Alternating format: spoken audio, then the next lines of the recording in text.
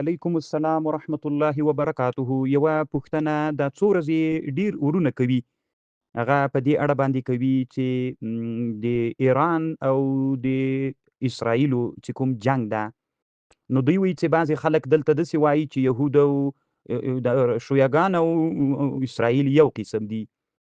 آیا دا مسلمانان دي؟ سړی پې خوشحاله سي؟ په کوم طرف سړی خوشحاله سي؟ نو محترمه وروره، صحیح ده، د شیعګانو د کفر په اړه د علماو اختلاف شته ده. بعضې علما یې کافر بلي، بعضې علما یې کافر نه بلي. یوه خبر به زه درته وکړم وروره، انسان باید یو بل شي باندې هم ډېر فکر وکړي، چې نن عصر کې که سړی فکر وکړي د امریکایانو یا جمع اسرائیلو چې کوم جنګ شروع کړی ده، دا د تقریبا د مسلمانانو په ضد باندې ده. دوی نه غواړي چې په سیمه کې د مسلمانان قدرتمن خلک اوسیږي. دا جنګ اصل کې د همدې دپاره ده. یو دوه پوښتنې کومه. یوه پوښتنه دا کومه چې که شیعګان کافر دي او د دې کفر ته چې شنه ټاکو ناست دي هغه دغه وهابیانو سلفیان دي، نو که دوی کافر وي نو بیا خو د دوی واک هم د سعودي په حکومت کې شته ده، نو ولې دغه کافران مسجد الحرام ته د عبادت لپاره پرېږدي؟ ولې دوی پرېږدي چې دوی عبادت هلته وکړي؟ او د تاریخ په اوږدو کې که دوی کافران وایي، ولې دوی د بیت الله عبادت ته پرېښودل کېږي؟ دغه یو سوال ده. دا یوه خبر. او بل، علامه شیخ الاسلام ابن تیمیه رحمه الله تقریبا چې منهاج السنة النبویه د دوی د شیعګانو په اړه باندې کتاب هم جوړ کړی چې 4 جلدونو کې کتاب ده.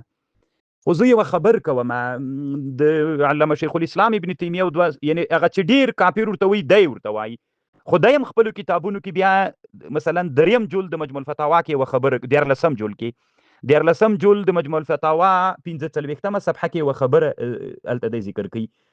دی وایي که شیعګان، جهمیان یا نورې مبتدع ډلې، دی وایي که دغه بدعتي ډلې د کافرانو وطنو ته لاړ سي او هلته د کافرانو په وطنو کې د همدغو شیعګانو په لاس باندې انسانان مسلمانان سي، نو دی وایي په هغه د کفر وطنو کې چې څوک مطلق کافر دي هغه افضل دي، او که د شیعګانو په لاس باندې دا کوم انسانان چې کافر مسلمانان سول دا بهتر دي. نو دی وایي وقد ذهب كثير من المبتدعة المسلمين من الرافضة والجهمية وغيرهم إلى بلاد الكفار فأسلم على يديه خلق كثير وانتفعوا بذلك وصاروا مسلمين مبتدعين. دی وایي مسلمانان سول خو مبتدعين مسلمانان سول.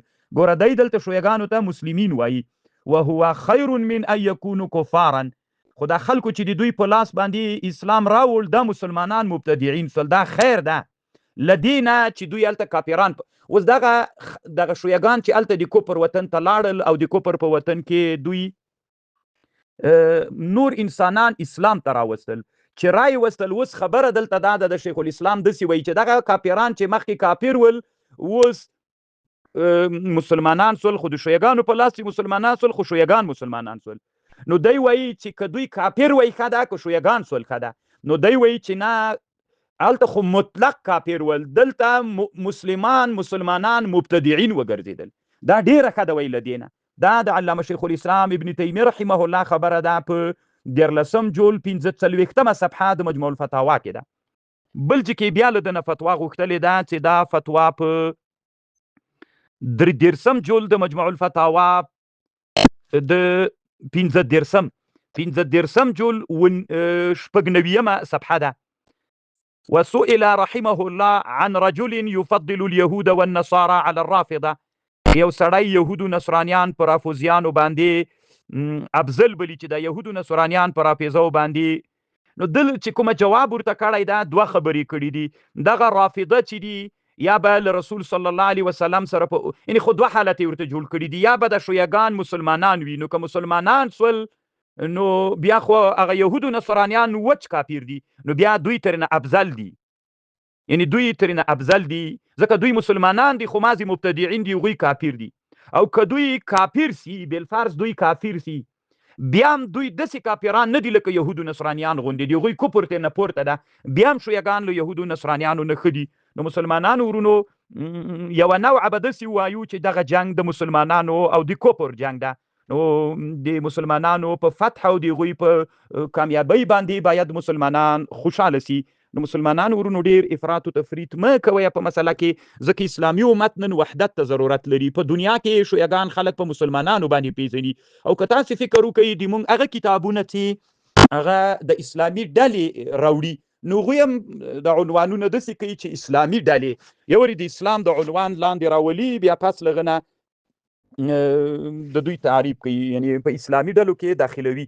نو مسلمانانو ورونو یا علماو کوشش دې ته وکړي چې د خپل ځوان نسلونه یا آینده نسلونه د اسلامي امت وحدت ته راوبلل سي. دغسې مسایلو کې ځکه شیعګان خو نن په دنیا کې لږ نه دي، او د نن زمانې نه دي نه هغه د عباسي خلافت کې دوی شتون درلوده.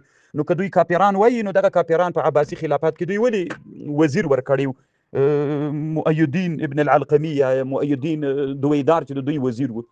نو الله پاک مو روغ جوړ لره، الله مو حافظ شه. بس دغه د ما څو خبرې وي چې تاسې ته مو وکړلې. سيحدث الله امرا بعد ذلك.